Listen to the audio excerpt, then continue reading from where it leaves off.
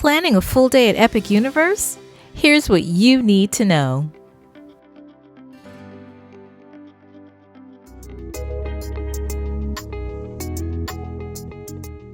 Good morning, everyone, from day 2 of Epic Universe. We are guests at a hotel here at Universal. So we've done early entry and we have decided to get on the Ministry of Magic line. It is 9:09. Early entry started at 9 a.m. It does say that it opens at 10 a.m. So again, we haven't stopped moving. We've slowed down a little bit. We stopped for no more than like 2 seconds and then we keep going. It looks like we're going to go through the extended queue, which takes us back outside, unfortunately. So this is what the extended queue looks like. At least there are fans going, so it's not as bad as being outside.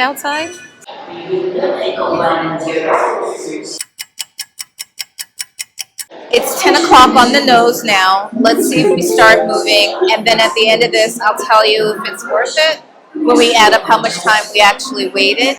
Okay, here's the update. It is 10:15 and it sounds like the ride has just come back up.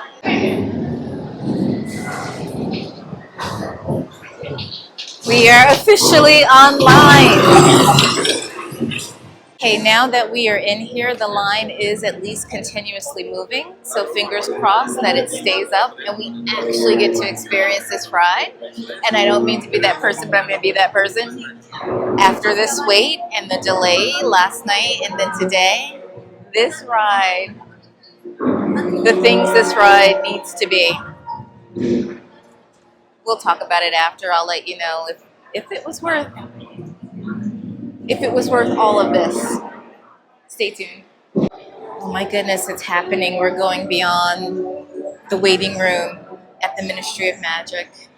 That over there is the single rider's line. But then you would miss all of this queue. So you should definitely come through and do the queue once, at least once.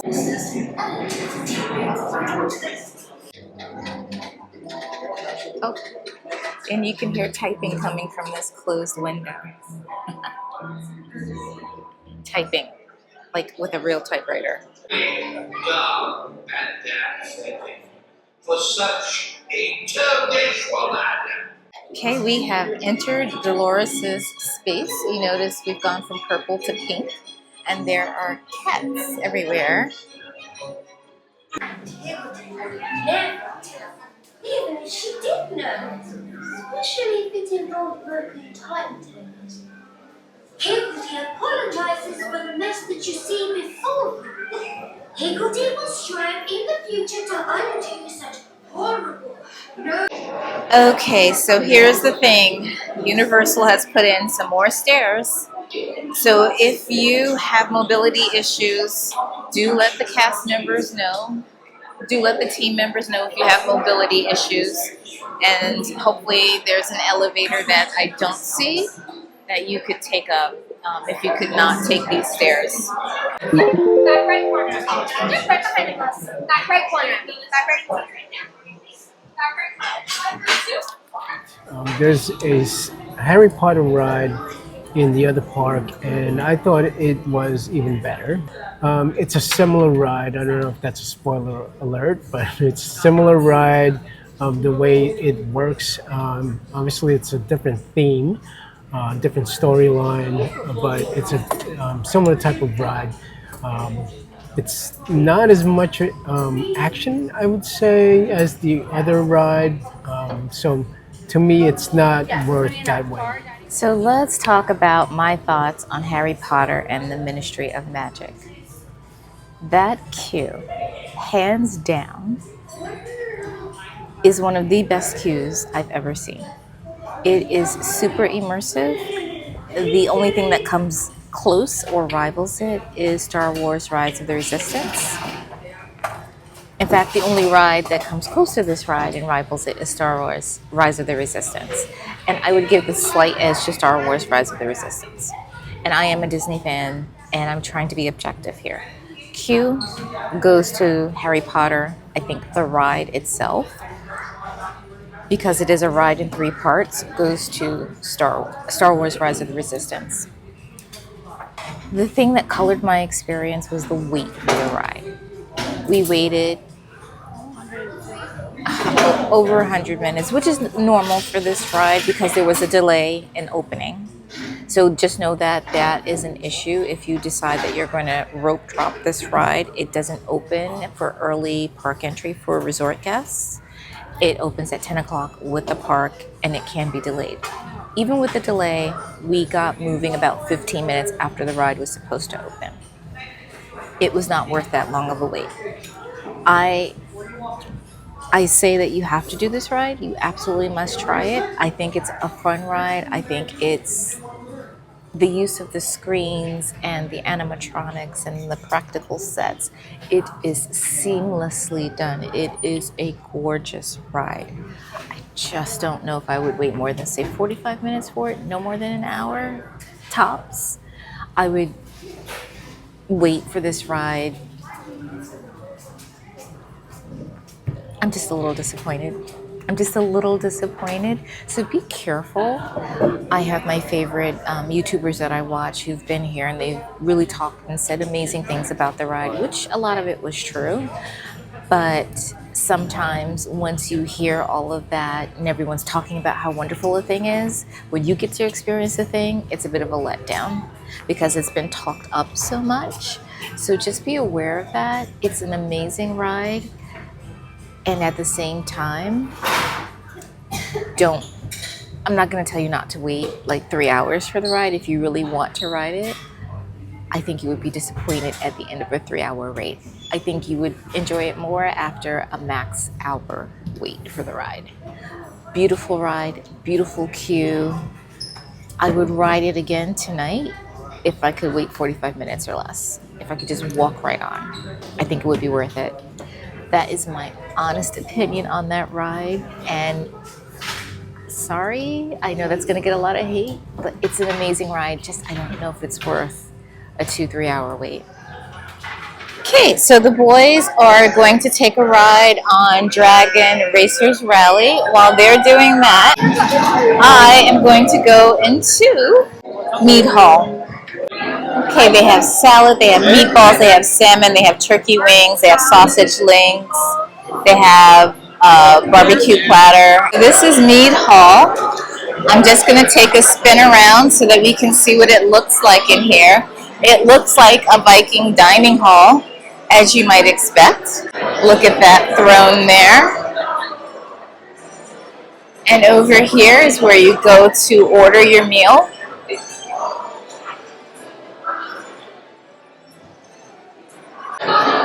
So now I have heard good things about the menu here at Mead Hall. I also think that some things remain constant about dining in a theme park. You definitely want to dine in the theme park off hours. You saw how crowded it was there in Mead Hall. You want to dine early or late. So we had lunch at Oaken Tavern around 11:30, and then if I had missed that 11:30 time slot, I would plan to do something like a 2:30 time slot instead. Let's go into how to treat your dragon and see what's in here. Okay, at the time of recording, they have pillows, they have teas, they have candy. And I will say again, make sure that you are popping into these locations every so often to get some air conditioning because it is oppressively hot outside this time of year. Oh, over here, if you wanted to be a Viking, they have all of your Viking accoutrements. And look up. Look at all the beautiful artwork on the ceilings as well. Oh my gosh, you are so cute. Where do I get one? You are such a magical creature. Oh my goodness, there's a sun glare, but you are still so cute. Look at those big eyes. Oh.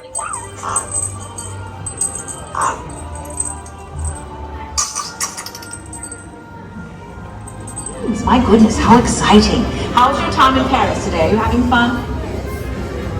I see you've got a new wand. Yes, I'm wondering if you'll be my new friend. Will that be possible? All right, my name is Cassandra Trelawney, a mistress of divination, a seer of things yet to be. No. Okay, could you keep an eye out for me? Okay. Any magical creatures, anything is helpful, yes. We have to do a report on finding as many as we can. We heard they're causing a ruckus all over Prospect. Yeah. They might be on the roof. Yeah, maybe. I don't really know how to get up there. Ah. I don't know. They think they're finding something. Oh. Oh, that's what they're looking for. Yeah. Well, keep an eye out. I am really interested in finding the really big ones, like a Zao or a Rumpant. Something like that. You can send an owl if you find anything. Okay. Take notes.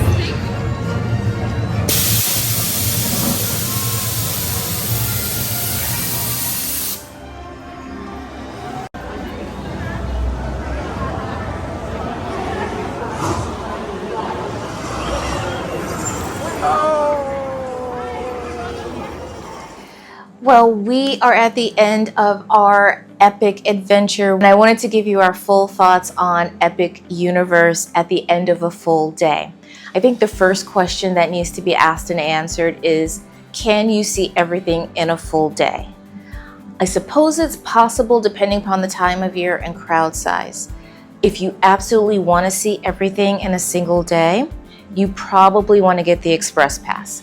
Now, I will say that the Express Pass here is much more expensive than over at Disney. You're going to spend $119, $120 per person. Depending on the time of year, that price can go up. I think $119, $120 is the base price on that, so keep that in mind if you absolutely must do it. Another way is to take a VIP tour. That's going to be even more expensive than the Express Pass. I do believe that you need 2 full to 3 days, 2 to 2.5 days to really see everything. If you're a details-oriented person, you want to go in and out of the shops, try more of the food. I'm thinking at least 2 full days. You could ride most of the rides in a day and a half. Now, the other consideration with whether or not you can cover a lot of ground in a day and a half to 2 days is the weather. So we are here in August. It rains a lot. So that did slow us down considerably on both of our theme park days. Let's talk about the park itself. It is beautiful. I have said that multiple times throughout this video and the previous video. This park is absolutely beautiful. You should come. You should come for at least one day and just experience it, even if you don't get to ride everything. And with this park, I would say more so than ever, you need to prioritize what you want to do and make sure that you hit those things first. Now for some controversial comments. Harry Potter.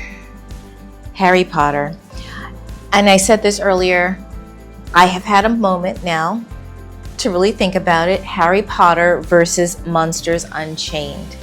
Everybody clamors and runs to Harry Potter. Is Harry Potter a modern technological marvel? Yes, it is. And I don't know that I'd wait 2 hours for it. I stand by that. I do think that you should ride the ride. It is amazing. It has elements in it that's taking theme park rides to the next level. Absolutely do it. But the ride you absolutely should not miss, if you had to choose, Monsters Unchained. The animatronics, the number of animatronics in there, the way the car moves, it's amazing. I can't say it enough. That ride is absolutely amazing, and it typically has a 10-minute wait. The most I saw it was at a 35-minute wait. The other thing that I would call out is that there are only about 11 rides in the park, and a lot of those get taken out for weather. So really be strategic in how you plan your park day, what you decide you're going to rope drop, etc. This park is amazing. Would I come do it again? Absolutely yes. We already know it's kid friendly. It checks that box. If you like roller coasters, for sure. If you don't, there's a little something for your littles as well. There's a playground. Value for money. It's a theme park. It's going at the average rate as other theme parks, so it's going to cost you about the same as a day at Disney. So they're about the same. Value is the value for theme parks. Given the price, you have to decide if you want to pay that price. That said, we thoroughly enjoyed Epic Universe, and we would definitely come back, and we hope that you enjoyed touring Epic Universe with us. Remember, this is a part of a whole series. We'll link that for you above and below. Let us know what your favorite part of Epic Universe was, and if you haven't visited yet, Let us know what you're most looking forward to in the comments below. Thank you so much for watching. Please remember to like, share, subscribe, and turn on the notification bell so that you know when the next adventure begins. And no matter where your adventures take you, we hope that you enjoy the journey. Bye now.